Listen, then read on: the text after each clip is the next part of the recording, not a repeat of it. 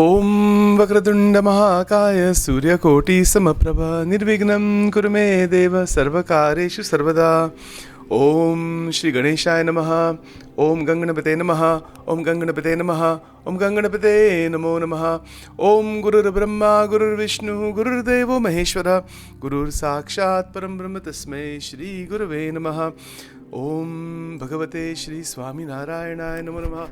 Om Namo Bhagavate Vasudevaya. Om Namo Bhagavate Rudraya. Om Namah Shivaya. Sarvamangala Mangalle Shive Sarvartha Sadike Sharanya Trambake Gauri Narayani Namostute Ya Devi Sarvabhuteshu Mahalakshmi Rupena Samsita Namastasya Namastasya Namastasya Namo Namaha. Om Namo Hanumate Bhayabhanjanaya Sukham Kuru Hat Swaha. Shri Guru Bhyo Namaha Shri Sadguru Bhyo Namaha. Om Gunatito Aksharam Brahma Bhagavan Purushottamah Jano Janannidam Satyam Muchyate Bhavabandhanat. Shri Guru Bhyo Namaha. Welcome to Daily Satsang. We are continuing our contemplation on the question of Vasana and related to the overall realization of the Atma Tattva. As we say in the Havan, before we start the Havan, Om Ain Atma Tattvam Shodhyami Namasvaha. Right? What does it mean? That we want to discover what is the Atma. It is not simply a belief, nor is it simply just an opinion or somebody's idea or some imaginary concept. No. It is the reality of our existence. So along those lines, we are questioning what is Vasana. We're trying to understand it from many different ways, different scriptures. And this subject is discussed continuing from yesterday in the Vachanamrutam, which is the discourse between Sajanand Swami Maharaj and his devotees, his saints, his paramansas, the householder devotees, and many other people are also in this particular scripture. This is over 200 years old, 200 and maybe 40 years old. And it is in the context of the Gujarati culture at that time. As I mentioned yesterday, great beings manifest in this world, and they do their work in whichever area they're going to do their work in, depending on time, circumstance, culture, people, language, tradition, so many things they keep in mind. And along those bases, they try to give the highest truths to them at that point. But truth is for everybody. Ekam sat vipraha bahuda vadanti. The Upanishad is very clear that truth is one. Ekam sat, the satyam param brahma. That the God is one. God is not two different things. But there are many aspects of God from a Tattva Gnan point of view, which we will cover some other time. What are the avtaras and the different Aishwaryas and all that. But it is all belonging to only one reality, one entity, one being as such. And we still have not really touched upon that subject as much. We are going to move into that once we finish our series, although we can probably never finish it, but we'll have to stop it at some point on the Atma, and what is the Atma, and the three bodies, Vasana, etc. So once we get through this, then the next subject that we're going to talk about is what is the Brahma Tattva. The Atma and the Brahman, they are the one, but they're also different in some sense also. So we're going to get into all that, and then after that we will get into what is Brahma and Parabrahma, and then look at the Panchbhed in more detail, Jeev, Ishwar, Maya, Akshara, Brahm, Parabrahm, and then there will be a whole series on Maya itself, like in much more depth, so there's a lot to do. Our whole life will go in this, it looks like, so which is good. So all right, so along those lines, from yesterday, remember, Brahmanand Swami is asking this question in Vachanamrut, Garada Pratham 11. Garada is a village, by the way, in Gujarat. If you go to Gujarat, you can go and visit. There are several Swaminarayan temples there. There's the original one where this was all taking place. And there is the image of Sri Krishna Bhagwan there, the murti that is there, that is Gopinath Ji Maharaj. And that is Radha and Krishna. There's a very beautiful temple originally that was made at that time by Sajanand Swami. And then there's the newer temple from the organization known as BAPS. That's a very big temple there also for Akshar Purushottam, like that. So there's different temples there. But anyway, Garada is a village. And at that time, remember, Maharaj is sitting with villagers. There was no electricity at that time. There were no tape recorders and video cameras. And these are all villagers, mostly. Even the towns and cities were nowhere developed like anywhere like what we have now. So even in such a circumstance, the question of vasana is always there. It doesn't matter what time, place. The subjects discussed are for all of humanity, for all time periods. The reality of vasana meaning desire, intense desire, the force that is pushing us to act in different ways, right? So that is what we're trying to understand, and it is relevant to ask this question at all times. It is relevant because every human being is born due to vasana. If you don't have any desire, the Atma will not be able to take on a body also. So that is another interesting point.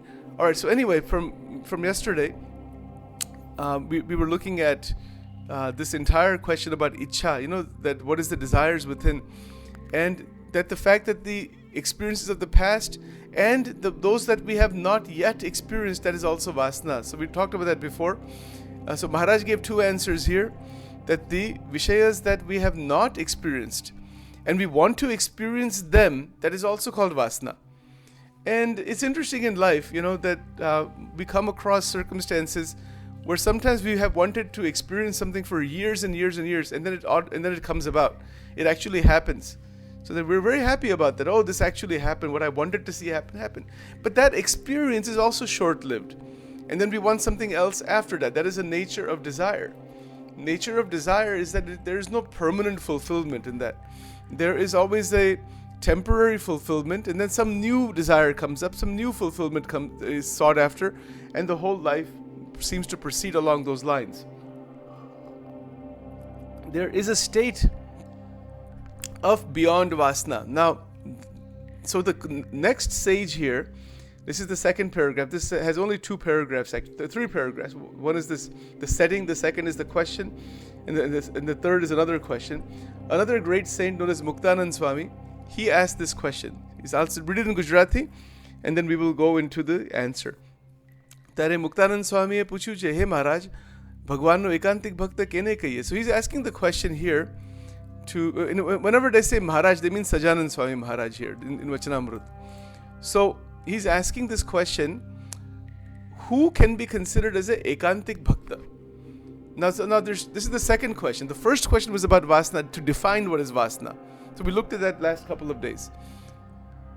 We could go further into that, but let's not do that right now. Let's go into this and then we'll connect it together. So he's asking the question, what is ekantik bhakta?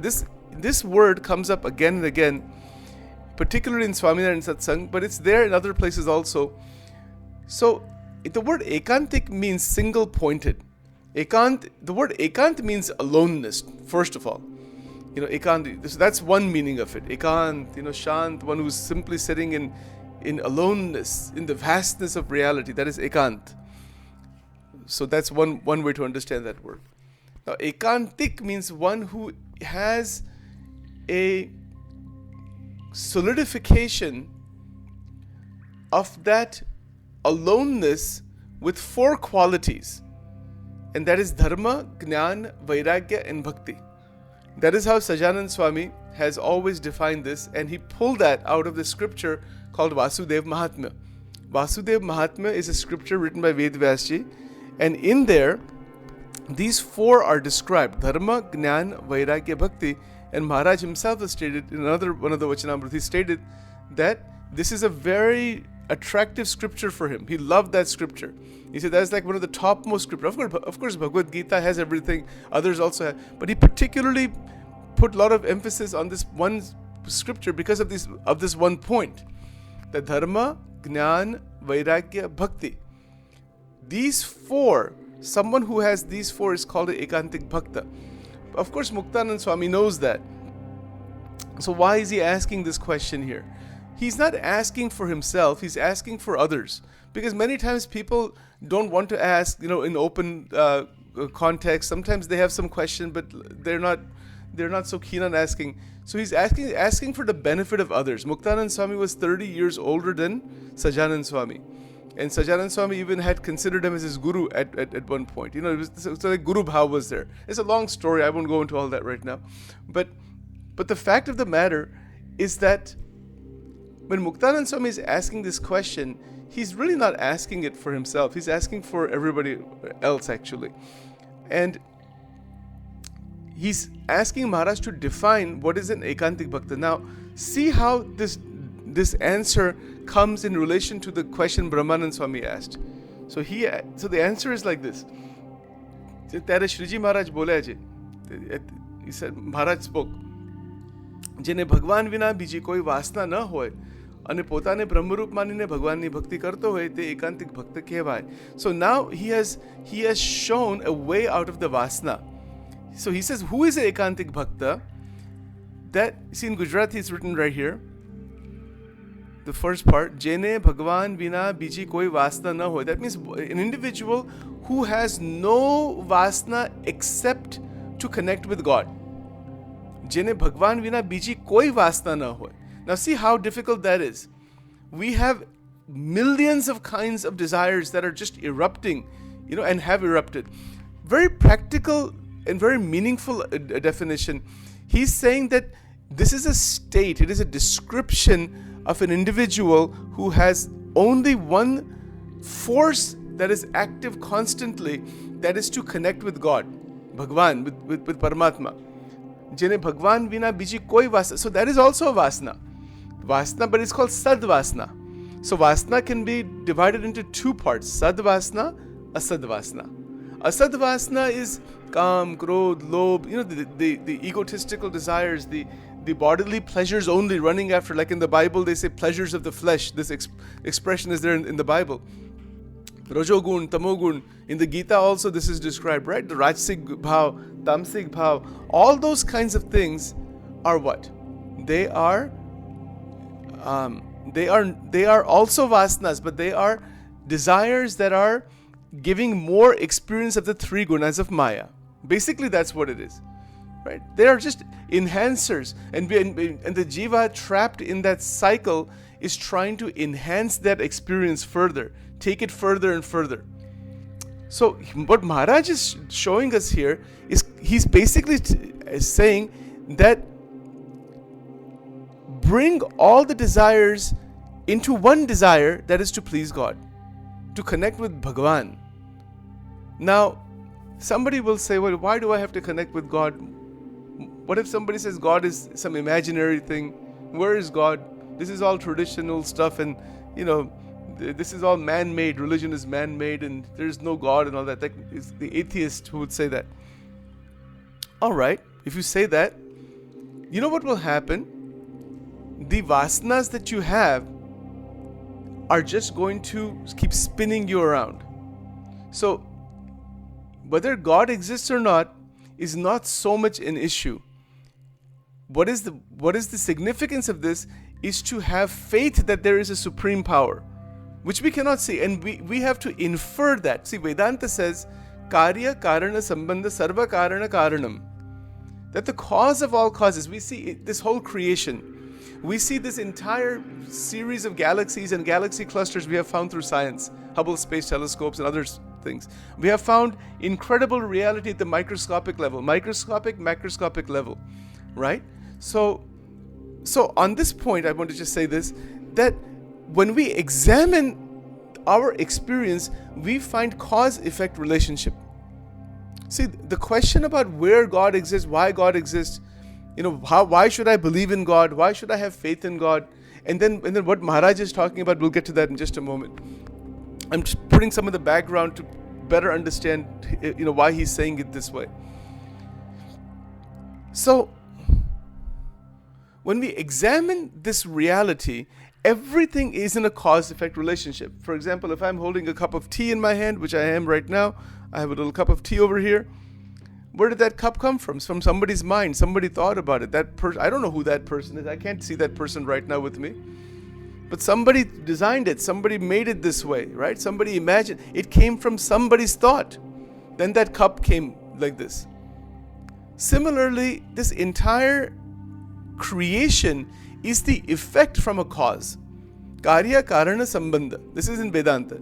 And so what Vedanta is teaching us is that keep your attention, try to discover the Karana, the cause. So how in the world are you supposed to do that? Well, you don't.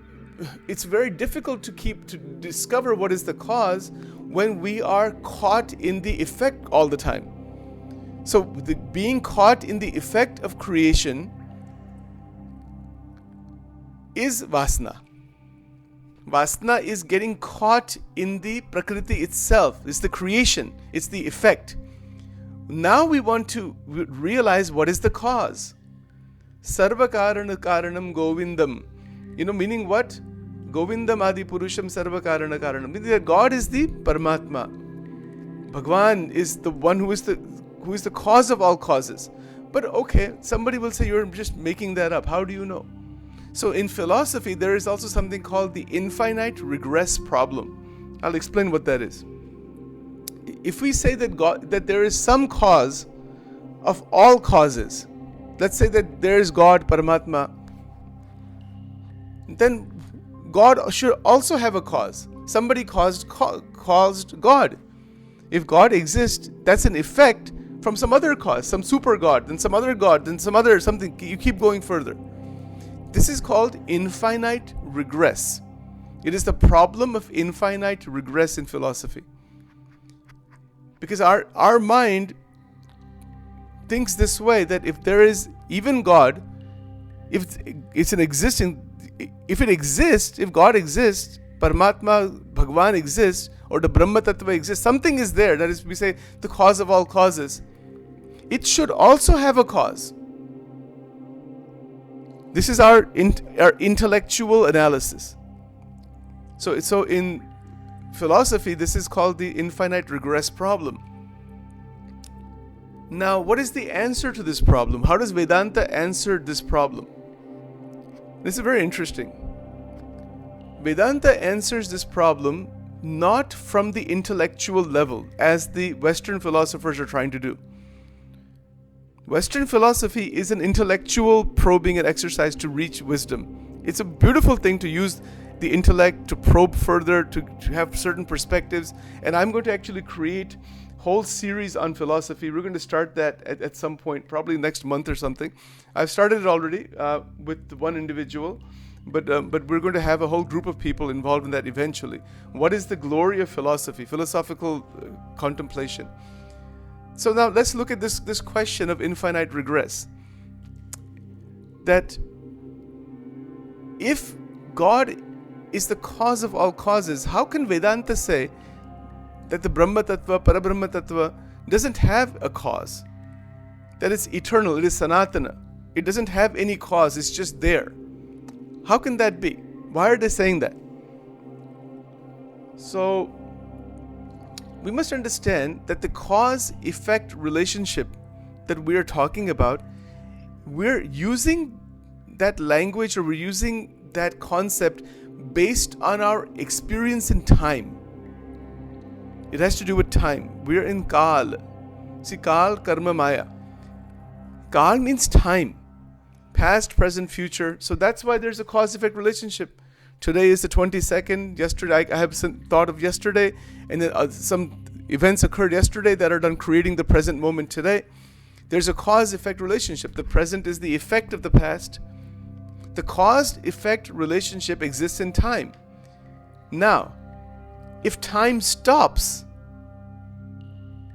time itself stops, which would mean that the brain, the mind, is so still, so silent, that the consciousness, our psychological consciousness, jumps out of time. This is the discovery of the rishis from ancient times. They were so calm and so incredibly steady, where vasanas were not disturbing them, nothing was internally disturbing them. They experienced the openings from within. Those are the chakras, the different lokas, the different dimensions, all the way up. This is the discovery of the sages in the Himalayas, in the caves, inside the mountains, in nature. Where did Sanatana Dharma come about? It is a nature-based religion. It is a nature-based discovery, that they were completely in touch with nature. And they were researchers. The word rishi means researcher in that sense. They're researching Who am I? Koham, soham, what am I?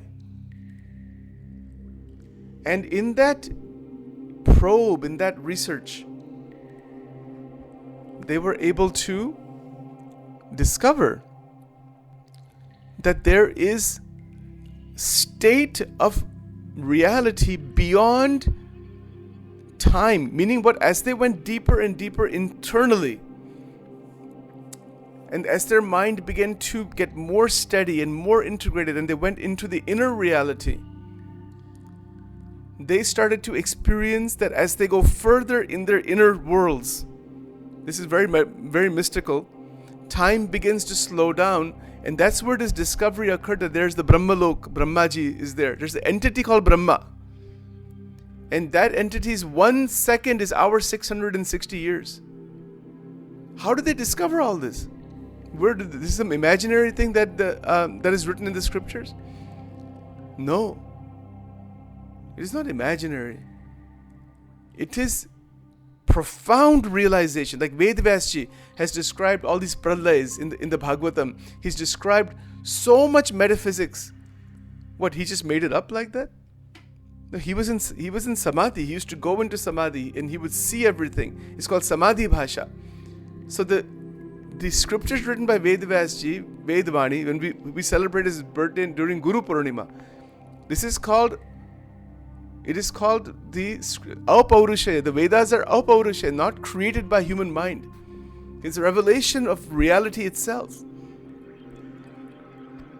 So these revelations that have come, and then the way the sages have put it into the different cultures within India and the world actually, they are all access points into this realization of that which is beyond time.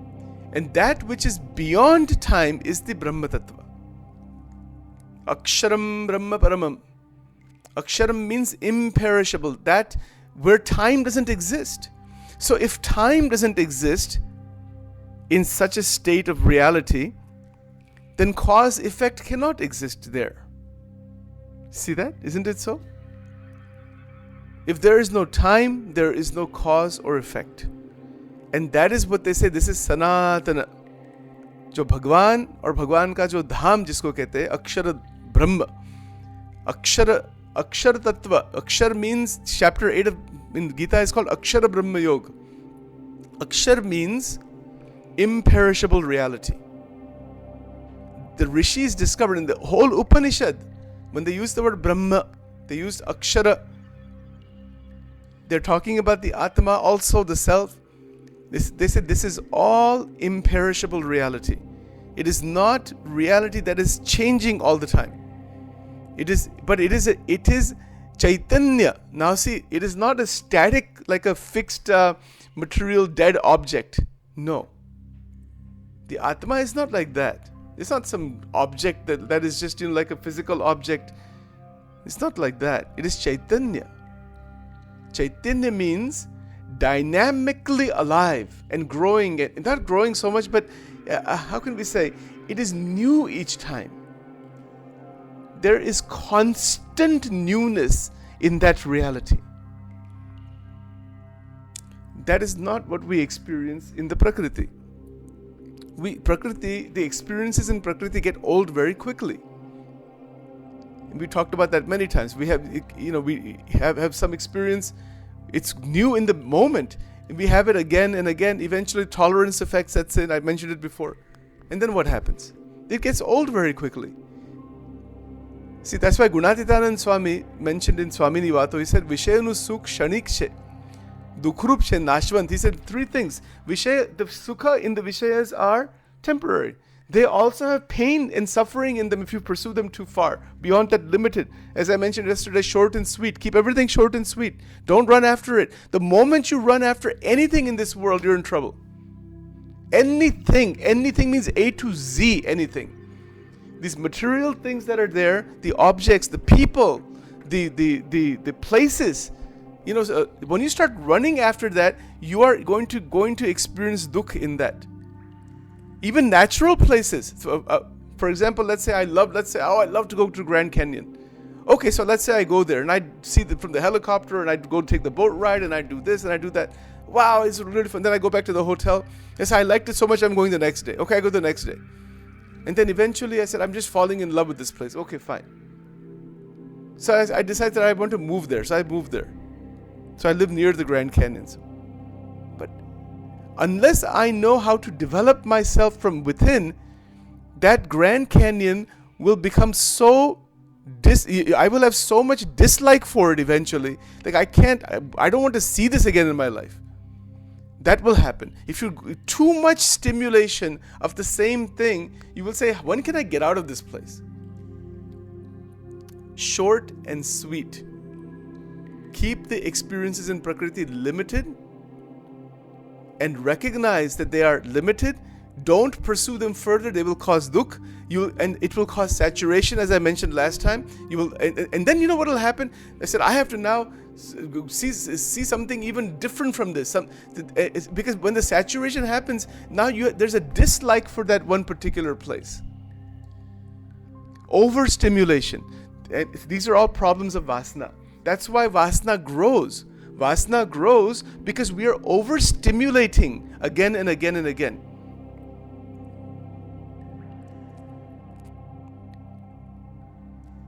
So when the rishis, going back to this, when the rishis discovered the Atma, my God, that discovery is I mean, there is not. It has everything in there. Millions of universes are revolving around the Atma. Just think about this.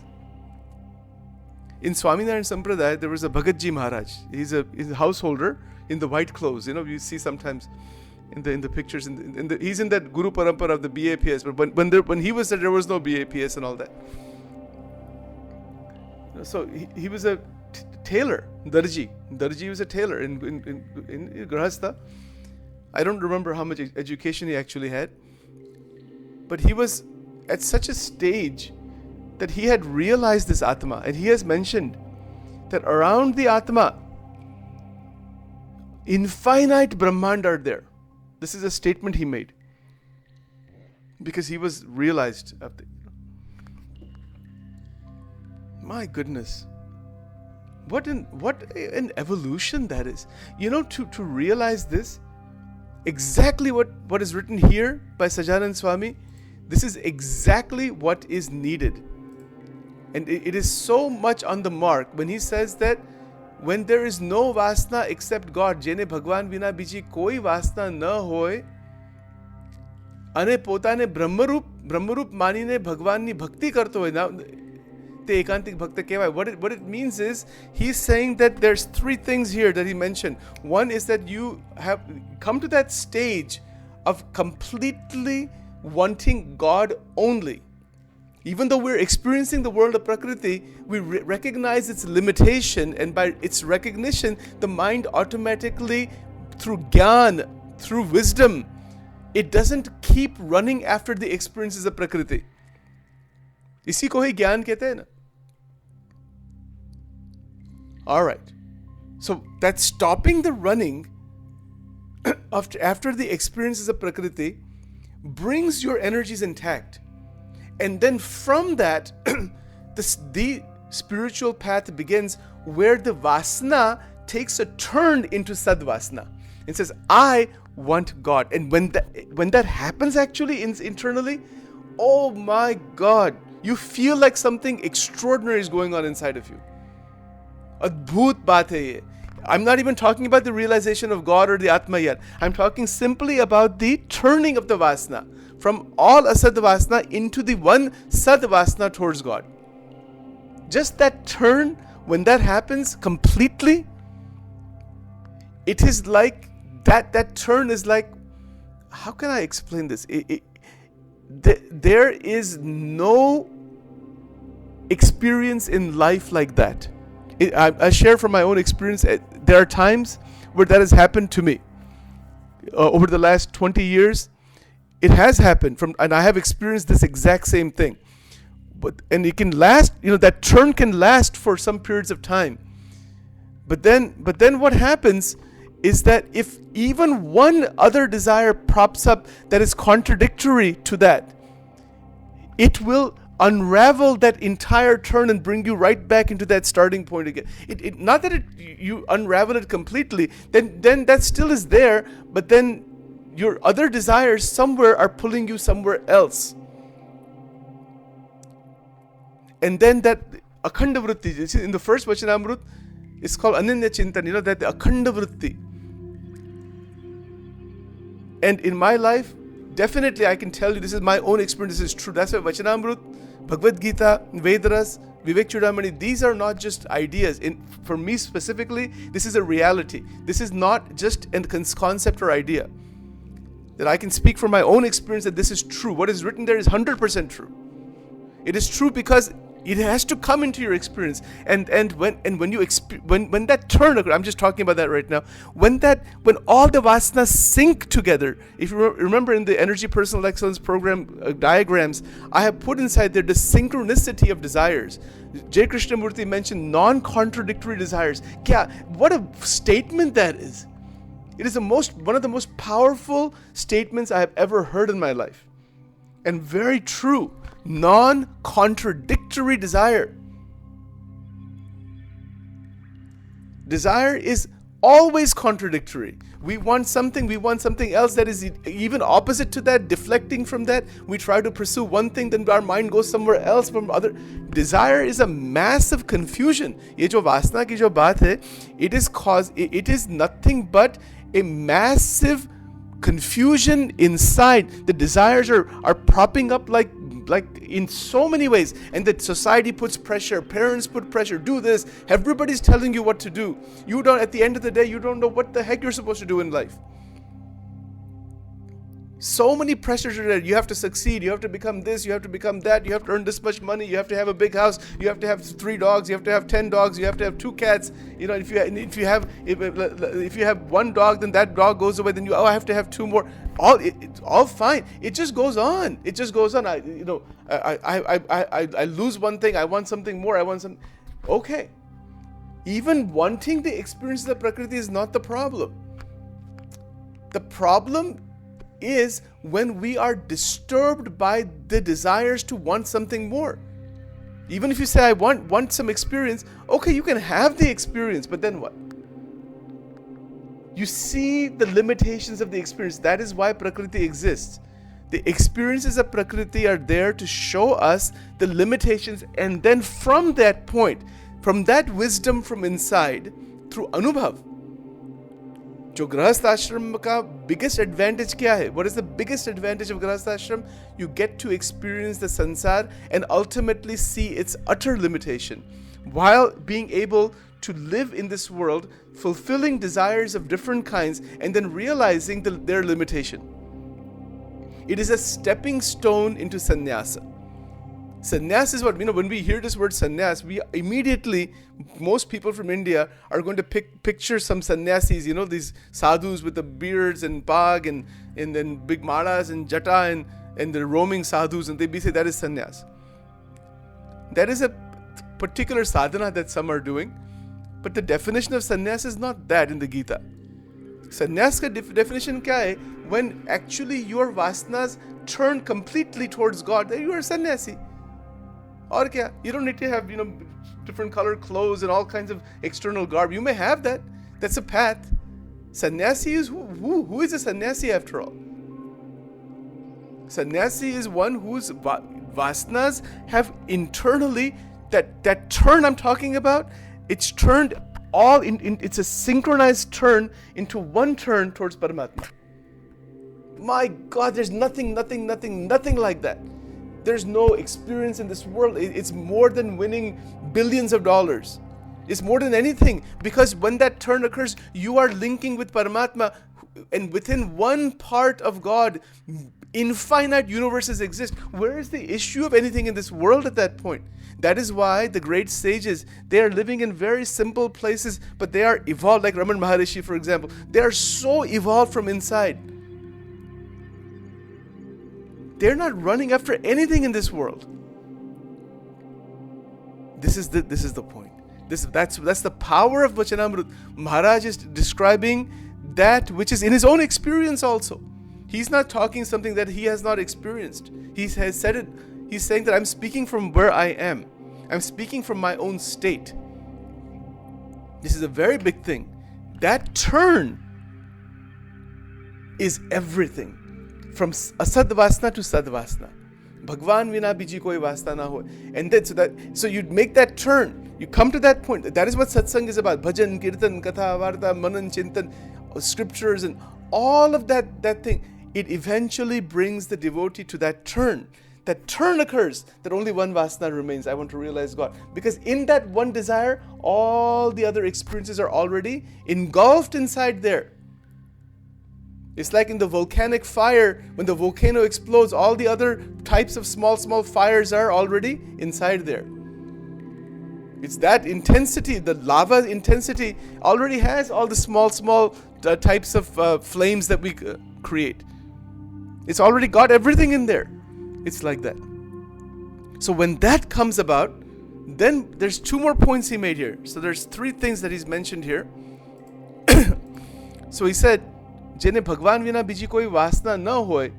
And he's just describing, who is ekantik bhakta. Jene Bhagwan vina biji koi vasna na hoy, ane potane brahmarup mani ne Bhagwan ni bhakti karto hoy. So there's two things here. The second thing he said, you come to that state of bringing all these desires in sync and keeping the attention on God. Second thing, while doing that, simultaneously, consider yourself as the Brahman. I am that infinite consciousness. I am Akshara. Aksharamaham. Nijatmanam Brahmarupam. My Atma, the Atma that I am that infinite consciousness. Now you see the connection he's making here. The first part of the answer is a highly psychosomatic, psycho-spiritual answer. The second part of the answer is Advait Vedanta. It's really amazing. Isme bahut chamatkar hai. And the third part of the answer, we'll look at that right now, is so interesting. The third part of the answer, he says, Bhagwan ni bhakti karto hoy. That means he's saying that constant devotion is going on. He's pulled the three things together in the most incredible way. He says simultaneously these three are going on. Bhakti is the third thing he's mentioned, right? But it's not in sequence, as I said. They're all together. See the beauty of this.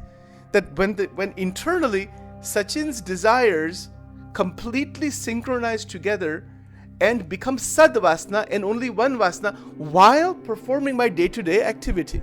I'm going to eat food, I'm going to make some tea, I'm going to go for a walk, I'm going to go to the garden, but I have to decide what is the purview. I'll go to the temples, I have a temple in the house, I'll do my, I have to set my daily schedule.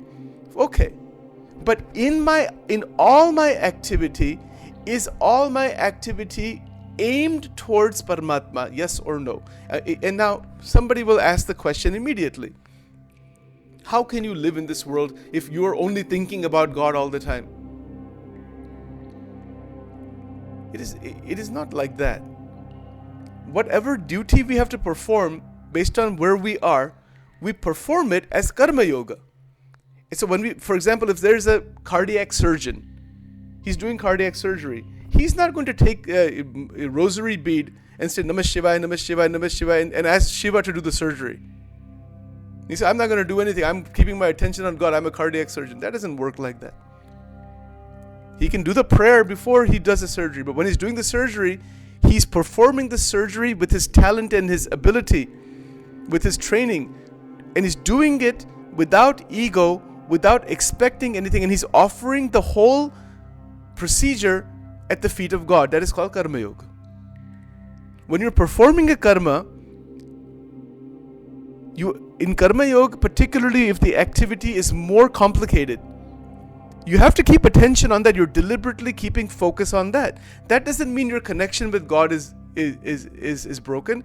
You have a connection that is called Nishta Rupi Akhanda Vritti in Gujarati. That means you have a faith inside that yes, God is there, you're with me, that with that faith you are acting. But then when you have free time, during that free time, the individual's mind immediately goes back into Brahmachintan. Vyartaha kalena netavyo bhaktim bhagavato vina. Shikshapatri.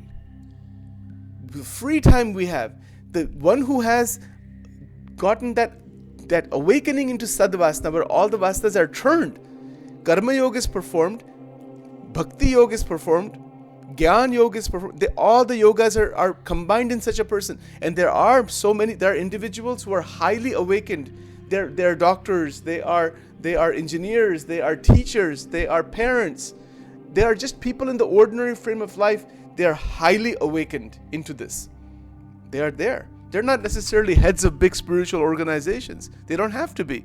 They have family, they have pets, they are able to play in the realm of Prakriti masterfully rather than getting caught in the realm of Prakriti. See the difference.